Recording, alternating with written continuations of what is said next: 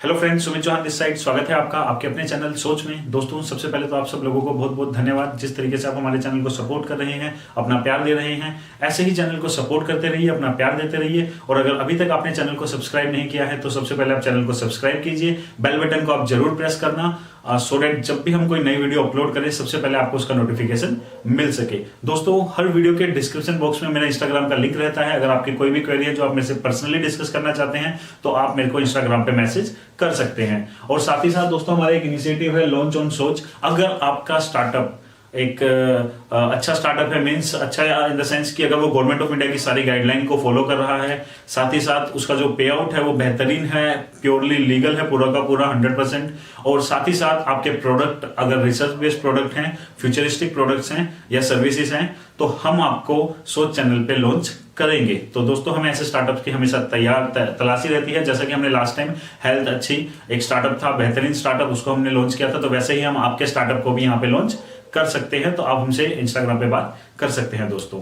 और एक चीज और दोस्तों, कि अगर हमारे यहाँ से अगर आपको कोई भी मेल आता है, कोई भी मैसेज आता है, तो आप और आपको अगर वो बोलता है कि आप सोच चैनल पे हम आपके स्टार्टअप को लॉन्च कर देंगे और इसके लिए आपको कुछ पे करना है, तो आप उनको सीधा ब्लॉक कर दीजिएगा। बिकॉज सोच चैनल पे किसी भी स्टार्टअप को लॉन्च करने के लिए या उसका रिव्यू करने के लिए ना तो कभी चार्ज लिया गया है, ना ही कभी लिया जाएगा। तो दोस्तों, चलिए स्टार्ट करते हैं आज का वीडियो। और आज हम बात करेंगे artificial intelligence in defence sector. तो दोस्तों, डिफेंस सेक्टर की अगर हम बात करें तो अगर आप डिफेंस सेक्टर के लिए तैयारी कर रहे हैं तब भी आपको ये वीडियो लास्ट तक जरूर देखना चाहिए। और अगर आप डायरेक्ट सेलिंग के अंदर काम कर रहे हैं तब भी आपको ये वीडियो लास्ट तक जरूर देखना चाहिए कि कैसे आर्टिफिशियल इंटेलिजेंस की वजह से इस सेक्टर के अंदर काफी सारा चेंजेस आने वाले हैं और उससे डायरेक्ट सेलिंग इंडस्ट्री को इनडायरेक्टली डायरेक्टली बहुत सारा बेनिफिट होने वाला है। तो दोस्तों, इलॉन मस्क ने 2 स्टेटमेंट दी थी आर्टिफिशियल इंटेलिजेंस के ऊपर, क्योंकि सबसे ज्यादा आर्टिफिशियल इंटेलिजेंस पे अगर आज के डेट में कोई बिजनेसमैन बोलते हैं तो वो इलॉन मस्क है। तो दोस्तों, इन्होंने बोला था कि robots will do everything better than humans, कि फ्यूचर में रोबोट हर एक चीज जो इंसान करता है वो इंसान से बेहतर तरीके से करेंगे। और साथ ही साथ AI is greater risk than North Korea, कि उनका सिंपल था कि नॉर्थ कोरिया जैसे वो अगर मैं बात करूं तो यूएसए नॉर्थ कोरिया से जितना फियर कर रहा है कि यार वो कहीं न्यूक्लियर वॉर ना कर दे, तो इनका कहना था कि नॉर्थ कोरिया से ज्यादा आर्टिफिशियल इंटेलिजेंस से डरने की जरूरत है। क्योंकि अगर न्यूक्लियर वॉर हो भी जाता है अगर 2 कंट्री के बीच में, तो ज्यादा से ज्यादा क्या होगा आपको पता है। न्यूक्लियर वॉर में क्या होता है, एक कंट्री दूसरे के ऊपर बम डालती है, दूसरी एक के ऊपर बम डालेगी, बहुत ज्यादा डिस्ट्रक्शन होगा। शायद वर्ल्ड की 10 to 20% पॉपुलेशन खत्म हो जाए, बट उसके बाद होगा क्या, बाकी सारी कंट्री आएंगी, मिलेंगी, हाथ मिलाएंगी और बोलेंगी हमें दोबारा ऐसा नहीं करना चाहिए। और क्योंकि वो डर इतना ज्यादा होगा कि वो न्यूक्लियर वॉर पे मैक्सिमम 10 to 20% ये जो है खत्म हो सकती है। उसके बाद सारी कंट्री आएंगी, हाथ मिला लेंगी और दोबारा से शायद वैसी बार ना हो काफी लंबे टाइम तक। और उसके होने के चांसेस भी कितने हैं, 0. सम कुछ %, मतलब 1% से भी बहुत ही ज्यादा कम। क्योंकि आज के टाइम पे 2 देश आपस में लड़ाई पे जाए, जंग पे जाए, वो बहुत ही ज्यादा रेयर इवेंट होगी। लेकिन आर्टिफिशियल इंटेलिजेंस जिसके 101% चांस हैं कि जो फ्यूचर के अंदर 90% से ज्यादा लोगों की नीड ही खत्म कर देगा और उसको आने से भी कोई नहीं रोक सकता। न्यूक्लियर वॉर डरने का कितना चांस है, 1% से भी कम चांस है कि शायद होगी, और होगी भी तो मैक्सिमम 10 to 20% पॉपुलेशन वर्ल्ड की खत्म हो जाएगी, 80% फिर भी सेफ रहेगी। But artificial intelligence on the other hand 101% आने के चांस है और 101% 90% से ज्यादा पॉपुलेशन के पास ना कोई काम होगा, ना उनकी जरूरत होगी, ना उनको कभी कोई काम मिल पाएगा। तो ये उनका बहुत बड़ा कंसर्न है। और ये अगर आप आर्टिफिशियल इंटेलिजेंस को पढ़ते हैं, स्टडी करते हैं, तो आप समझ जाएंगे। बाकी इस पूरे के पूरे जो मैं आपके साथ डिस्कस कर रहा हूं, इसके लिए मैंने एक डिस्क्रिप्शन में लिंक भी डाल दिया है। 140 पेज का ये पूरी की पूरी बुक है, आप इसको जरूर पढ़िएगा। ये स्टडी है पूरे डीप में कि डिफेंस सेक्टर के अंदर आर्टिफिशियल इंटेलिजेंस से क्या क्या होने वाला है, क्या क्या होगा, कौन कौन सी कंट्री इसमें ज्यादा पार्टिसिपेट कर रही है और किन किन कंट्रीज को बहुत ज्यादा लॉस होने वाला है। इस टाइप से बहुत ही ज्यादा डिटेल में 140 पेज है। आपके शायद अगर आप स्लो रीडर हैं तो आपका 1 से 2 दिन लगेगा, लेकिन डेफिनेटली आप वहां से बहुत कुछ सीखोगे। तो दोस्तों, चलिए स्टार्ट करते हैं। फिर सिंपल है, डिफेंस सेक्टर में देखने के लिए हम बहुत इजीली इसको पूरा वीडियो को एनालिसिस कर सकते हैं। सिंपल है कि defence artificial intelligence defence sector में इसकी एक जगह रोबोट कंट्री रोबोटिक्स पे इन्वेस्ट करे, रोबोट्स को जंग के लिए तैयार करे, आर्मी में रोबोट्स को भर्ती करे एक तरीके से, और एक तरफ ह्यूमन। तो हम कंपेयर कर देते हैं पहले कॉस्ट के हिसाब से कि देश को पैसा किसमें कम लगेगा। दोस्तों रोबोट सबसे बड़ा पैसा क्या होता है आर्मी के अंदर जो जाता है, वो जाती है उनकी सैलरी। रोबोट कभी भी सैलरी नहीं लेंगे, इंसान हमेशा सैलरी लेंगे। तो सोचो करोड़ों अरबों रुपए हर महीने बचेगा हमारी इंडियन गवर्नमेंट का।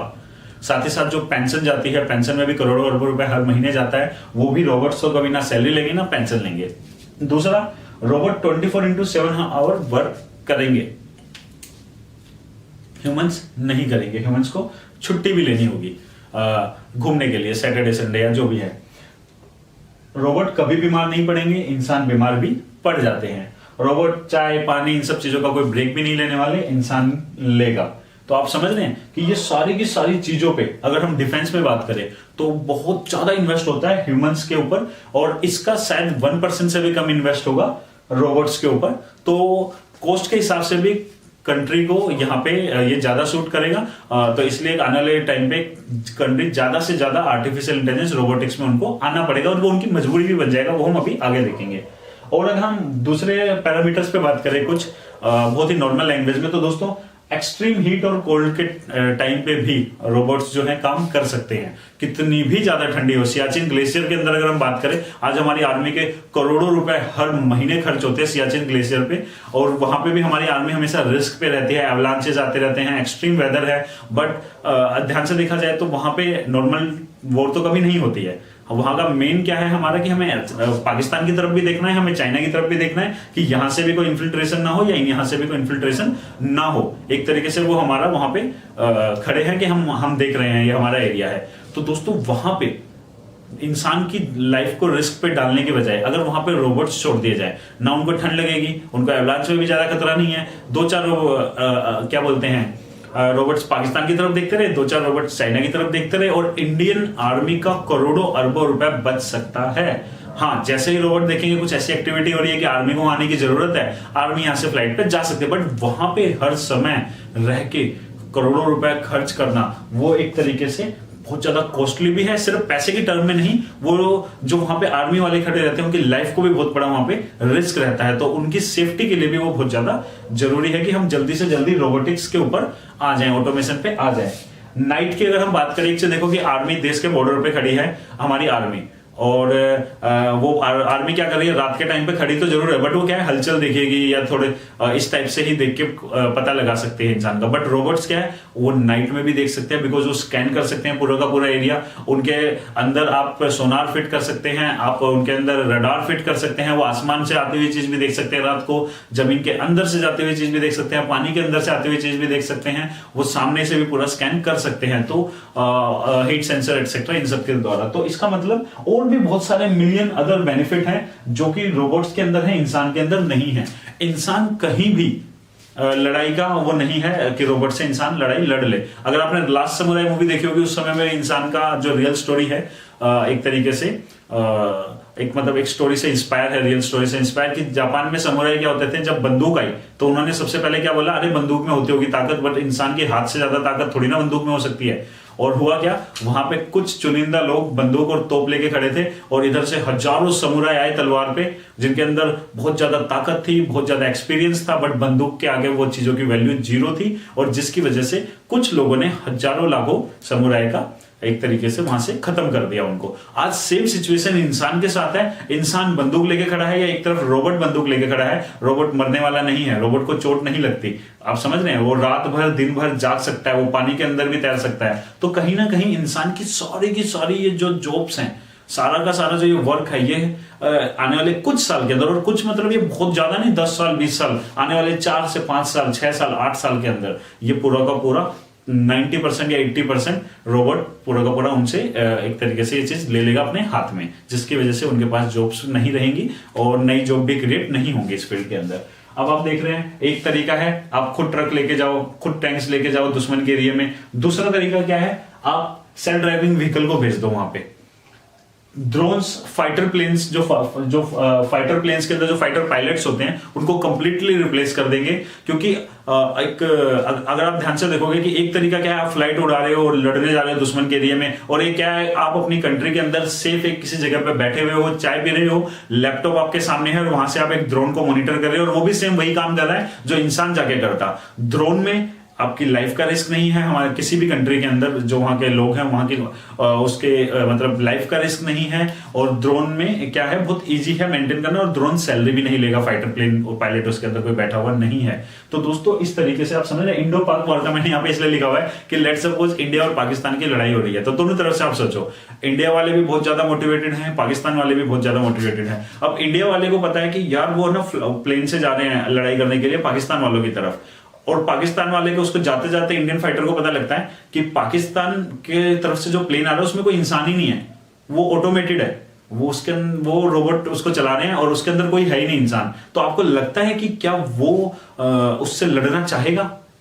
क्योंकि अभी क्या होता है, एक तरीके से हमारे अंदर जो वो आता है देश के लिए प्रेम है, देखो देश के लिए प्रेम उनके अंदर भी है, पाकिस्तान वालों के अंदर अपने देश के लिए है, इंडिया वालों के अंदर अपने देश के लिए प्रेम है। बट लड़ाई में क्या होता है, जब पता हो गया वहां पे भी इंसान है, यहाँ पे भी इंसान है, दोनों प्लेन चला रहे हैं, लड़ाई होगी, तो एक लड़ने का भी वो रहता है, जोश रहता है। बट अगर यही चीज चाहे पाकिस्तान वाले को पता लग जाए इंडिया की तरफ से जो प्लेन आ रहा है उसमें कोई इंसान नहीं है, रोबोट उसको चला रहा है, या इंडिया वाले को पता लग जाए पाकिस्तान की तरफ से जो प्लेन आ रहा है उसमें इंसान नहीं, रोबोट उसको चला रहा है, तो दोस्तों वो क्या होगा, वो वापस उस समय की जो फाइट होगी उसका रिजल्ट जो भी होगा उसके बाद वो आएंगे और बाकी के पायलट्स जो होंगे वो क्या बोलेंगे सीधा पायलट कि यार हम इंसान से लड़ सकते हैं, रोबोट से नहीं लड़ सकते। आप क्या कीजिए, आप भी हमारी कंट्री के अंदर ऑटोमेटेड जो प्लेन्स हैं उनको लेके आइए।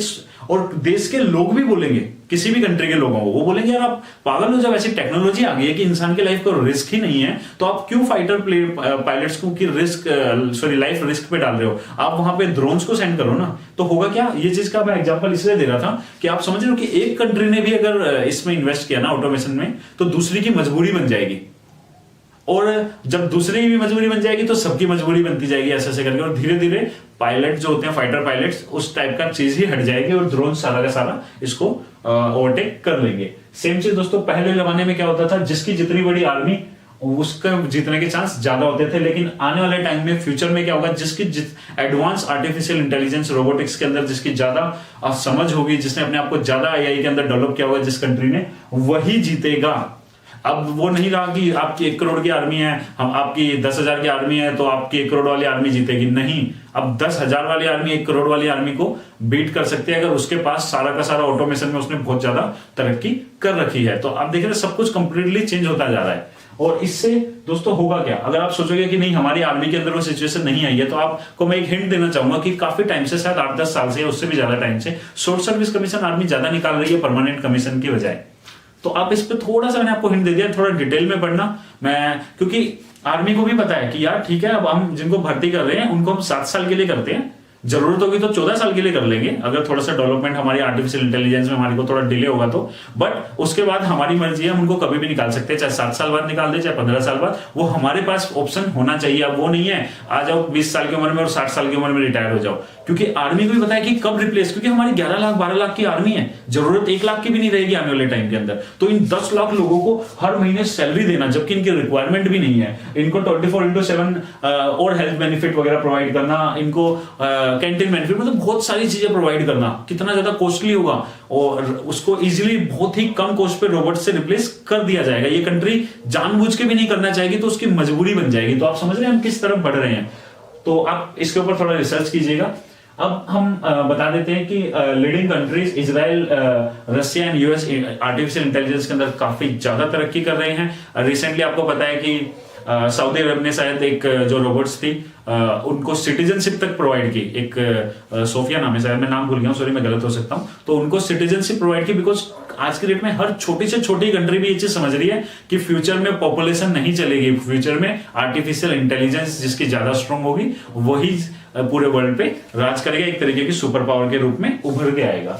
तो दोस्तों इंडिया के अंदर क्यों मैं बोला था आर्मी के लिए जो एस्पिरेंट है, जो सोच रहे हैं कि हम 5 साल बाद आर्मी में जाएंगे, आज अभी से, क्योंकि मैं हरियाणा साइड से तो मैं देखता हूँ गांव के अंदर लोग सुबह सुबह भाग रहे हैं, बच्चे भाग रहे हैं कि उनको 5 साल बाद आर्मी में जाना है। हेल्थ के रीजन के लिए भाग रहे हैं, बहुत अच्छी चीज है, क्योंकि अच्छी हेल्थ के लिए बहुत जरूरी है आपको भागना, ये सब चीजें। बट अगर आप ये इसलिए कर रहे हैं कि आपको इससे आर्मी में हेल्प मिलेगी, तो मेरा जो सजेशन रहेगा, मेरा जो पर्सनल व्यू रहेगा कि आपको रनिंग तो करनी चाहिए, लेकिन आपको क्या दिमाग ज्यादा दौड़ाने की जरूरत है, क्योंकि अब वो जमाना गया कि आप जितने ज्यादा फिट होगे फिजिकली, उतने आप आर्मी के लिए फिट हो, क्योंकि उस टाइप के मिशंस की शायद जरूरत बहुत ही कम रह जाएगी। 90% वो लोग चाहिए होंगे जो दिमाग से फिट हैं, जो टेक्नोलॉजी के साथ काम कर सकते हैं, क्योंकि फिजिकल फिटनेस की रिक्वायरमेंट 0 हो जाएगी, क्योंकि आप कितने भी फिजिकल फिट हो, आप एक रोबोट के साथ हाथ से नहीं लड़ सकते।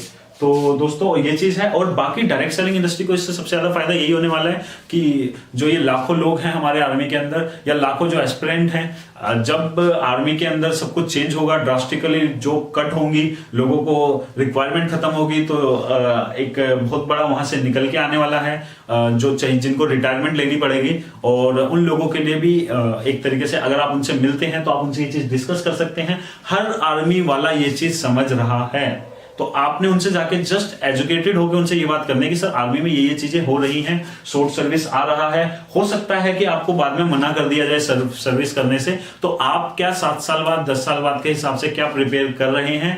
और आफ्टर, या नॉर्मली भी आप बात कर सकते हैं, क्योंकि किसी को डराने की जरूरत नहीं होती, आप उनसे नॉर्मल बात कर सकते हो। सर आप आर्मी में कर रहे हो, मैं कहता हूं कि आप अच्छे से, आपकी जॉब रहेगी, सब कुछ अच्छे से रहेगा, बट आफ्टर रिटायरमेंट क्या होता है, लाइफ तो 100 साल से ज्यादा की आज के रेट में अगर हम बात करें तो 60 साल 65 साल 70 साल, आप जितना भी ले लो, 100 साल भी हो जाएगी आने वाले टाइम के अंदर मिनिमम एवरेज एज। लेकिन रिटायर तो आप 60 में हो जाओगे, तो अगले 40 साल क्या करना है, सब कुछ 0 लेवल से स्टार्ट करना है, या अभी एक अच्छी डायरेक्ट सेलिंग कंपनी ज्वाइन करके आप छोड़ दो, आप काम मत करो, आप ज्वाइन करके छोड़ दो, आपको एक तरफ तो ग्रो होगा उसका सारा का सारा। जब आपका मन करे बात करने का, आज से 5 साल बाद 10 साल बाद एटलीस्ट आप एक अच्छी जगह पे होगे, और आप साथ साथ अगर उसके प्रोडक्ट अच्छे करोगे, पार्ट टाइम अगर आप वहां पे मेहनत करोगे, तो डेफिनेटली आप वहां से भी अर्न कर सकते हो। तो दोस्तों इस तरीके से था पूरा का पूरा, यही चीज आपके साथ शेयर करनी थी कि कैसे आर्टिफिशियल इंटेलिजेंस डिफेंस सेक्टर को कंप्लीटली चेंज कर देगा। जो जिस तरीके से आज हम देखते हैं कि जो क्राइटेरिया है डिफेंस में भर्ती होने का, वो कंप्लीटली चेंज हो जाएगा।